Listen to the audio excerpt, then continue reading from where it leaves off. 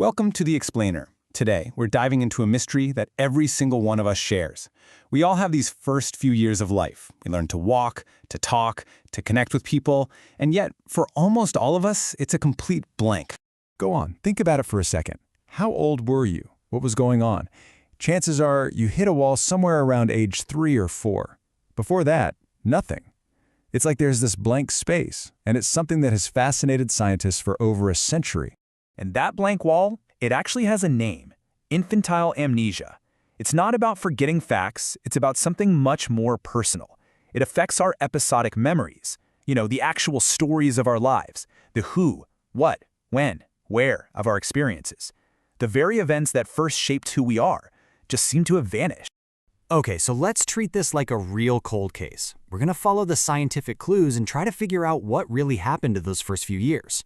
Were the memories never even recorded in the first place? Were they erased? Or are they just hiding somewhere, waiting to be found?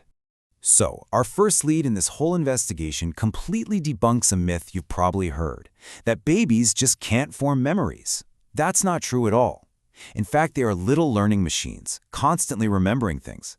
The real mystery isn't about making the memories, it's about keeping them.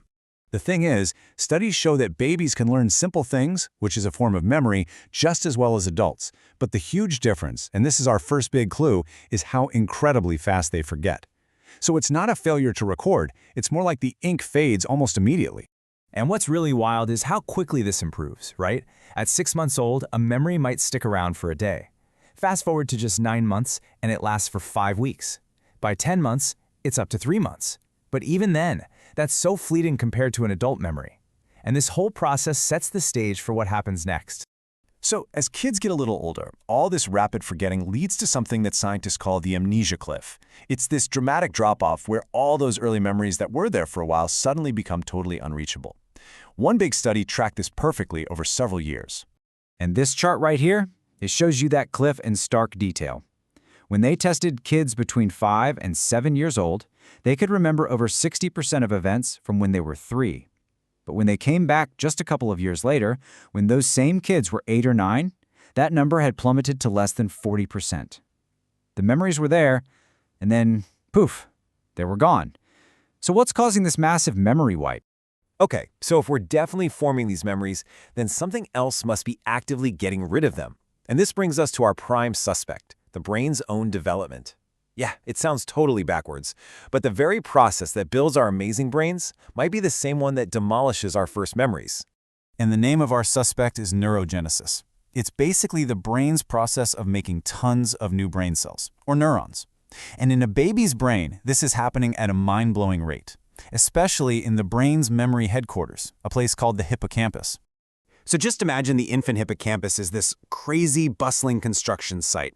New neurons are being added all the time, and as they get wired in, they disrupt and just overwrite the old pathways that were holding on to our earliest memories.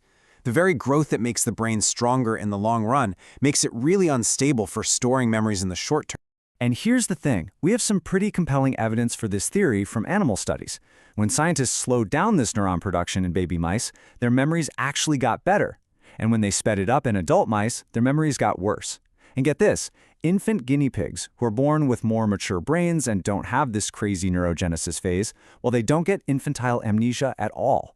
The evidence against neurogenesis is pretty strong.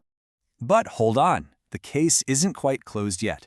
Our next piece of evidence shows that maybe not all memories are created equal. It turns out some fragments of our past might actually survive, just not in the way we'd expect. It looks like the way we even build memories changes as we get older. We don't just start out making these perfect movie-like memories. It's a skill we actually develop over time, and it happens in stages. You see, our earliest memories are often just these little fragments. A single image, a feeling, maybe a flash of a daily routine like bath time. It's only later, as our brain develops and we learn language, that we start weaving these fragments together into the rich, personal stories we actually think of as memories. So maybe some memories aren't wiped out at all, they just were never full stories to begin with. But here's where it gets really interesting. What if those memories, even the ones that were fully formed, aren't actually erased at all? A pretty recent study has thrown a fascinating new twist into this whole case. So, it turns out the new evidence is pointing to this being a retrieval problem, not a storage problem. Researchers at Yale used brain scans and found that a baby's hippocampus is totally capable of storing lasting memories, so the memories are being saved just fine. The problem might be finding them again.